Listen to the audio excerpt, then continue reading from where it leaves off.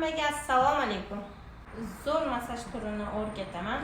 Kam uyqulikdan, ko'p kompyuterda o'tiradiganlardan, telefon o'ynaydiganlardan, kitob o'qiydiganlardan, o'quvchilarimizga zo'r mashqimiz bor, ko'z qurib qolishlikdan. Bu mashqimizga to'rtta barmog'imiz kerak bo'ladi. Qani ketdik.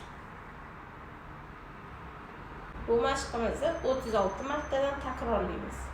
Biz quloqdan yuqoriga qarab. Uchinchisi esa qoshimizdan chochimizga qarab. Oxirgisi esa qulog'imizdagi ko'stochkamiz. Mana shu anaqa aylana shaklda mashq qildirib 36 marta qilamiz. Like bosib tanishlarga yuborib qo'yganlarni zreniyasi lochinnikidek bo'lib ketsin.